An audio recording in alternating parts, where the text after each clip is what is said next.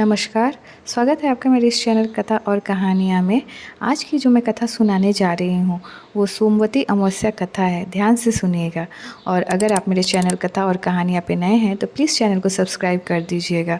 और अगर वीडियो पसंद आए तो इसे लाइक और शेयर करना ना भूलिएगा। तो चलिए अब कथा शुरू करते हैं।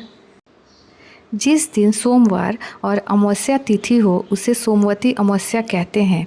इस दिन पितरों का तर्पण कर दान पुण्य का विशेष महत्व होता है। इस दिन पीपल के पेड़ की पूजा व 108 परिक्रमा करनी चाहिए। इस दिन परिक्रमा में पैसा, फल, मिठाई आदि चढ़ानी चाहिए। बच्चों को फल तथा मिठाई बांटने से विशेष फल मिलता है। इस व्रत को सुहागिन स्त्रियां अपने पति व पुत्र की दीर्घ आयु के लिए और अखंड सौभाग्य के लिए करती हैं। सोमवती अमावस्या की पौराणिक कथा यह है। प्राचीन समय में एक ब्राह्मण था। उसकी एक बेटी थी जिसकी शादी को लेकर वह बहुत ही चिंतित रहता था। लड़की बहुत सुंदर, सुशील, कामकाज में अच्छी थी, लेकिन फिर भी उसकी शादी का योग नहीं बन पा रहा था। एक बार उस ब्राह्मण के घर एक साधु महाराज आए। वे उस लड़की की सेवा से प्रसन्न हुए और उसे दीर्घायु का आशीर्वाद दिया।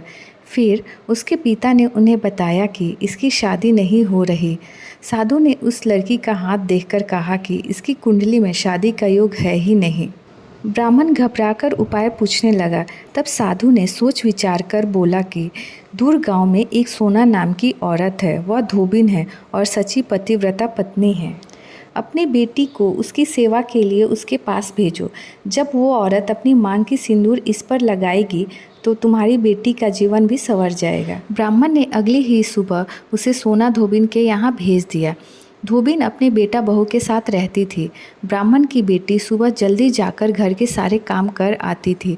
2-3 दिन तक ऐसा चलता रहा। धोबिन को लगा कि उसकी बहू इतनी जल्दी काम करके फिर सो जाती है। उसने बहू से पूछा। तब बहू ने कहा, मुझे लगा ये काम आप करते हो। धोबिन ने अगली सुबह उठकर छिपकर देखा कि आखिर ये करता कौन है। तब वहाँ ब्राह्मण की बेटी आई और फिर उसे धोबिन ने पकड़ लिया। धोबिन के पूछने पर उसने अपनी सारी व्यथा सुना दी। धोबिन भी खुश हो गई और उसे अपनी मांग का सिंदूर लगा दिया। ऐसा करते ही धोबिन के पति ने प्राण त्याग दिए। ये सोमवती अमावस्या का दिन था। धोबिन तुरंत दौड़ते दौड़ते पीपल के पेड़ के पास गई। परिक्रमा करने के लिए उसके पास कोई सामान न था, तो उसने ईंट के टुकड़ों से पीपल की 108 बार परिक्रमा की। ऐसा करते ही धोबिन के पति में जान आ गई। इसके बाद से इस दिन का हर विवाहिता के जीवन में विशेष महत्व है।